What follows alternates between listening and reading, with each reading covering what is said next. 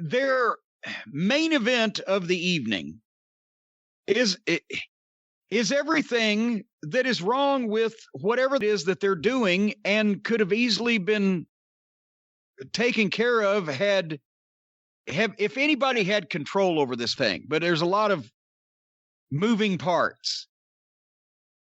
For whatever reason, just because they were a thing in Japan 5 years ago and their limited fan base loves it, they thought it would be great to have Luke Gallows and Carl Anderson team up with the Young Bucks. How stupid was that? They even, during the promo in the back, did you see they had to have the Bucks actually stand closer to the camera so they wouldn't look minute standing next to these two fucking guys? It looks like two fucking guys that just got paroled and they're middle school children that came to fucking pick them up to take them out of prison. Could the Bucks look any worse than to be standing next to these two fucking behemoths? Actually, Anderson's not even a behemoth. He's just a grown man, so he looks like one here. And they did a promo, Gallows and Anderson. They at least have some personality. And they look like something. The Bucks don't have either. Then Twinkle Toes floated in and stopped the energy. And then Callis comes in, and now his face is twice as hurt as last week. And everybody's pissed at each other. And then the Bucks enter the ring. You know how I knew that the Bucks were not going to kick ass in this match, Brian? Because they came in the ring chewing bubble gum and even blowing bubbles. And Bubbles is pissed about it. They always do. They're always chewing gum. Well, they certainly didn't come to kick ass because they didn't run out of bubble gum. Blowing fucking bubbles in the main event of a television. All right. And then the Dork Order comes out, 7 guys and 1 girl. And I think that they probably should have waited for more of their guys to show up to make it even. I felt bad for Carl Anderson. He had to dignify an outlaw fuckwit like Pizzeria Uno working with him on national TV. And Gallows that got on his knees to mock Silver I could see where Silver's talented and he's a jacked up little fella. He's got some beef to him. He's just short. But the Impact guys here know more about how to work with a guy at a proper level than anybody in AEW. He didn't just fucking get a finger lock with Silver and get taken to his knees. He got down on his knees to begin with and mocked the guy, and then the guy could fucking whatever the fuck. I like Gallows and Anderson as a team. You know what I think about Balding and Pieface, and they did all their normal tricks. And then the 4 of them did a quadruple team thing while the referee stared at it. I don't understand. The evil cult team, the Dark Order, are the baby faces, but the baby faces are the heels and the faces at the same time because the Bucks can't decide which ones they want to be. And then they started doing a lot of shit back and forth and went to the break, and they came back from the break. And I think this is a new indoor record. Within 3 seconds of coming back from the commercial break, somebody had done a backflip.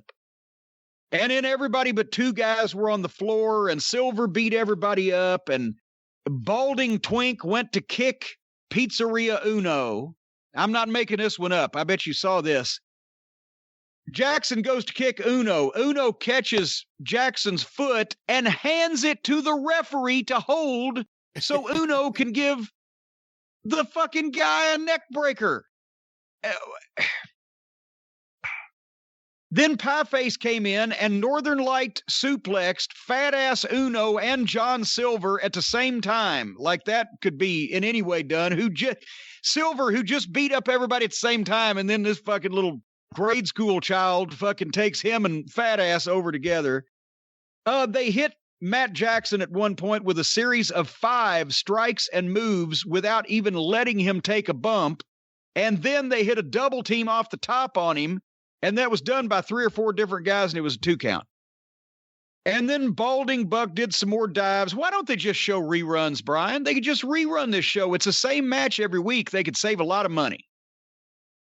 Everybody did everything with no tags. The referee did nothing about it.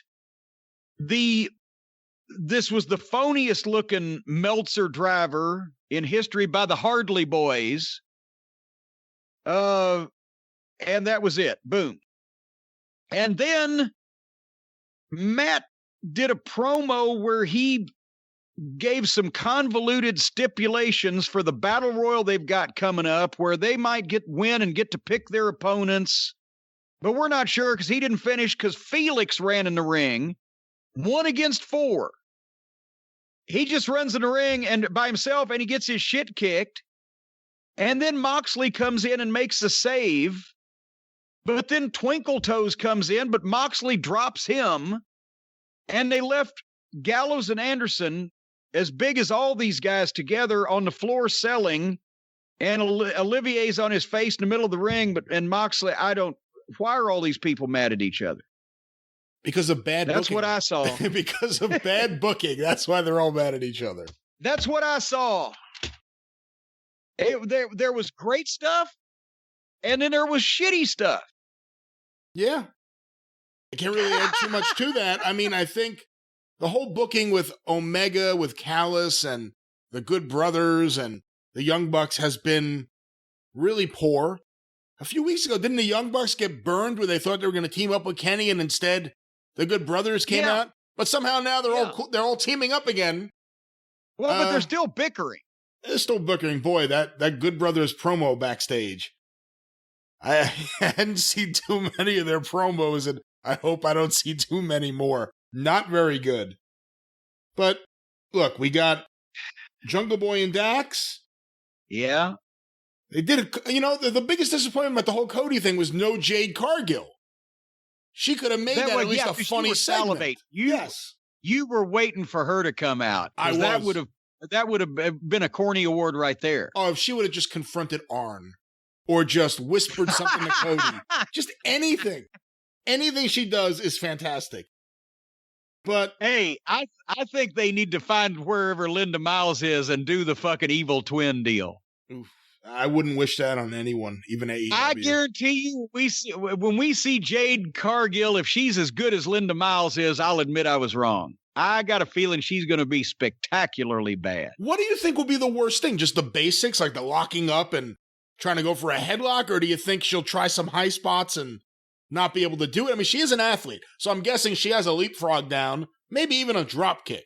And no, I'm thinking it's going to be something that she performs that's incredibly athletic and totally at the wrong time and probably even in the wrong direction. That's what I'm betting on. With that said, I bet you she's like that. I was going to say, I bet you she's better in the ring than fucking Brandy. Well, I was about to say it won't be like that match when Charmel had poor Charmel with that goof from that reality show, that Jenna Marasca or whatever, where she started. Wasn't that the one where she started running the ropes, but ran to the wrong direction of ropes to come off and hit where the girl was standing or whatever? I don't fucking know. But yeah, Jane Cargill could have picked that segment up, but poor Arn trying to explain, as you could see, go back and watch it and you'll see it in his eyes. He's in the middle of it and he's like, I can't make this make sense. There's no reason for any of this to go on. I have pulled up Jade Cargill's Wikipedia page to give you a little bit of information about Jade. All right. Jade Cargill, born June 3rd, 1992, is an American professional wrestler and fitness model signed to All Elite Wrestling. She was born in Vero Beach. We don't need to hear about her school background. She played basketball, she's 30 already, and she's a rookie. That's always a good sign. She's 28, but she played basketball and was named to the Athletic Sun preseason first team in her senior year. She also has a certified master's in child psychology, which will probably come in handy in AEW. Her training writes itself. Her training, she attended in April of 2019 a tryout at the WWE Performance Center. Subsequently, she began training at AR Fox's WWA4 Academy, taking advice from Mark Henry, who Cargill described as her mentor. She went to train at Heath Miller and Richard Borger's face-to-face wrestling school. She then trained at QT Marshall's Nightmare Factory, and then it goes into her AEW stuff and her But she started in 2019. She's probably not had a match in front of people. No, and she's gone to 3 different schools. Well, okay, but it's starting in a year and a half ago, and while a pandemic's going on. They did the same thing to Mark, as you'll recall. They put Mark Henry in the ring when he'd never had a match in front of people. He was on a pay-per-view against Jerry Lawler, but it was against Jerry Lawler, and it worked. And then he had to actually go train and go to school and didn't have another match for a year and a half. But I don't think they should put this girl in her first match in front of people on pay-per-view with Shaquille O'Neal. That's just my...